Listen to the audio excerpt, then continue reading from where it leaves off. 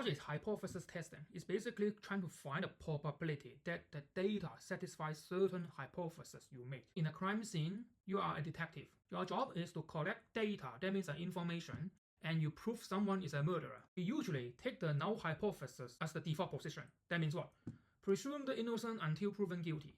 Here, the default position is called null hypothesis, and the opposite is called alternative. What are we doing here? We are saying that based on the observed data, and we call it Y, how much evidence the data carries against the null. This is called Newman-Pearson theory of statistical testing. It's saying that what's the probability of seeing Y given that the null is true. The smaller is this probability, the stronger the evidence against the null. In the murder scene, we say that Y, the data is blood. So what's the null hypothesis? The null hypothesis denoted as H0. H stands for hypothesis, 0 means null. It's saying that he's innocent, right? Because that's a default position.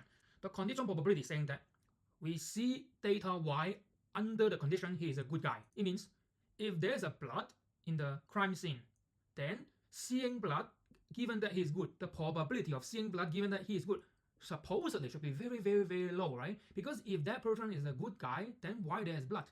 And what's the alternative hypothesis? The alternative hypothesis is the opposite of the null. That is, he's not innocent, he's the murderer. That means he's bad, okay? Then what is this conditional probability? The probability of seeing blood given that he is bad. So what we are going to do? In hypothesis testing, we are finding the probability of seeing data Y given that the null is true. This probability is known as the p-value. If this p-value is small, that means what? That means the event you see data given that null is true is not likely to occur. So you can say that the opposite is true. So here, a small p-value means that we have a lot of evidence to against the null. A large p-values means we have little evidence to against the null. Little evidence doesn't mean the null is true. We only say there's no conclusion. Suppose we are going to do a two-sided test for the normal mean. So what does it mean? You are given data set Y, and then we believe that the data are normally distributed. So we believe that these Y1, Y2 up to Yn are all random variables drawn from the same Gaussian distribution with mean, mu, and variance sigma squared. And we assume that the variance is known.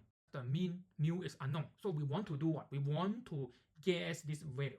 So we have a guessed value. You can say that the null is mu equal to the mu guess. Then the alternative will be the opposite. So what are we doing? We are going to use the information mu hat, so which is the sample mean, that is the average. Mu hat means the estimator of the mu. And then you are going to ask the following question: how unlikely is the estimate, that means the sample mean we have observed, if the population mean was exactly like what I guess? Okay. In other words, we are asking how small is the p-value, that is the probability that the null is true. That means we are seeing mu hat given that the null, that is mu equal mu guess, is true. So because we assume the data are drawn under the normal distribution with parameter mu and sigma square, then we call that the sample mean. There's a theorem. Okay, if you forgot, watch the video 12a. There's a theorem saying that Y bar will be a normal distributed random variable with the same mean, but variance will be divided by n.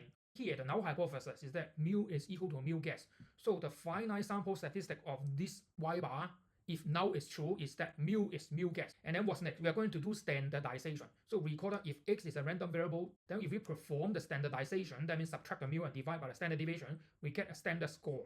Y bar is a normal random variable with extracted value mu guess and variance sigma squared divided by n. Sigma is given. Subtracting the mu guess divided by the square root of the variance, that means the standard deviation, which is this, will give us this term. And this is now a standard score.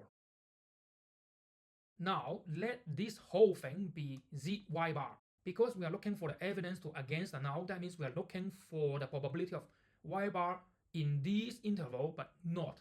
So, Y bar is this, okay, which is this thing, but because of this if and only if, that means it's the same as this thing is a standard score, which is equation sharp. So therefore, this thing is the same as this. Okay, I'm just using the sharp. So the probability of the not of the event, this event, is the same as the probability of not the event, this.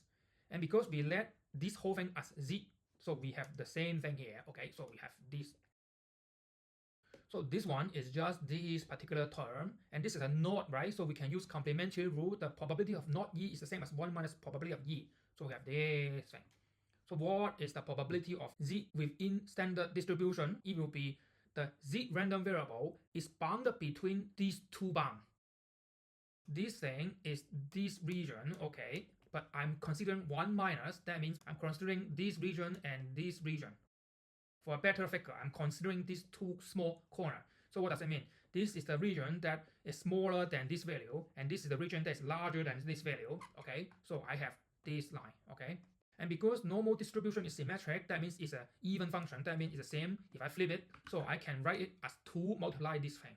So therefore, the p-value in this case is defined as this expression. The 2 multiply the probability of a standard z-score bounded above by the negative of the absolute value of the z value.